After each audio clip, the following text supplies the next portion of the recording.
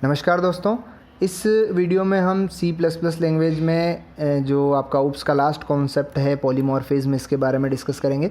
Polymorphism क्या होता है? पॉलीमॉर्फिज्म का मतलब होता है किसी सिंगल ऑपरेशन को अलग अलग फॉर्म में परफॉर्म करना। जैसे कोई मैसेज आपको करना है तो मैसेज आप टेक्स्ट मैसेज कर सकते हो, व्हाट्सअप कर सकते हो, इंस्टा कर सकते हो। मैसेज तो वही रहेगा लेकिन उसके करने के तरीके अलग अलग हुए। उसी तरीके से एक सिंगल ऑपरेशन है, उसको अलग अलग तरीके से आप परफॉर्म करेंगे तो वो पॉलीमॉर्फिज्म कहलाएगा। दो टाइप का पॉलीमॉर्फिज्म होगा, कंपाइल टाइम और रन टाइम पॉलीमॉर्फिज्म। तो इन दोनों को हम यहाँ डिस्कस करते हैं, कंपाइल टाइम और रन टाइम को। सबसे पहले हम बात करते हैं कंपाइल टाइम पॉलीमॉर्फिज्म की।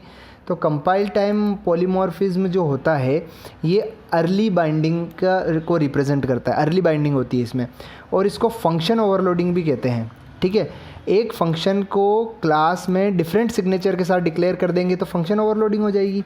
ठीक है, इसके रूल्स कुछ हैं, उन रूल्स की बात कर लें हम। यहाँ पर अर्ली बाइंडिंग हो गई, फंक्शन ओवरलोडिंग हो गई, दो बात हो गई।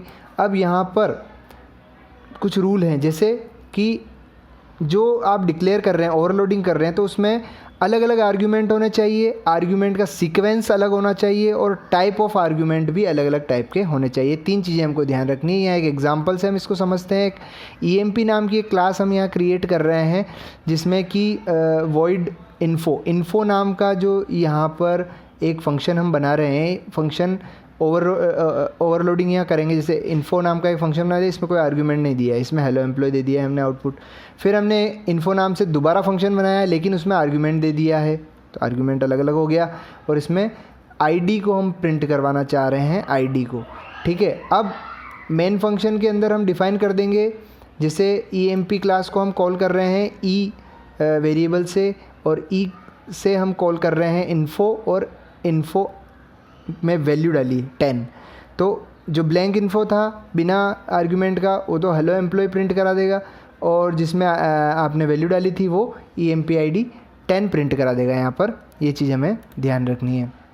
अच्छा, अगर हम बात करें यहाँ पर ये आपकी फंक्शन ओवरलोडिंग की बात करी तो ऑपरेटर ओवरलोडिंग क्या होता है ये भी देख लें। ऑपरेटर ओवरलोडिंग क्या होता है? ऑपरेटर ओवरलोडिंग जो है ऑपरेटर को अलग अलग तरीके से डिफाइन कर देते हैं। तो जावा में ऑपरेटर ओवरलोडिंग नहीं होती है, ध्यान रखना है। C++ में केवल यूनरी और बाइनरी ओवरलोडिंग होती है ना। Dot operator, scope operator, size of, ternary operator, इनकी ओवरलोडिंग हम इसमें नहीं कर सकते। इसी तरीके से कंस्ट्रक्टर ओवरलोडिंग अभी हमने कंस्ट्रक्टर में पढ़ी थी, उसमें अलग अलग सिग्नेचर के साथ कंस्ट्रक्टर को डिफ़ाइन करते हैं। जैसे यहाँ पर ये कंस्ट्रक्टर A बनाया, फिर इस A को इंट ID के साथ डिक्लेयर कर दिया, तो ये कंस्ट्रक्टर ओवरलोडिंग हो जाती है। दूसरा पॉलीमॉर्फिज्म जो यहाँ पर है वो है रन टाइम पॉलीमॉर्फिज्म।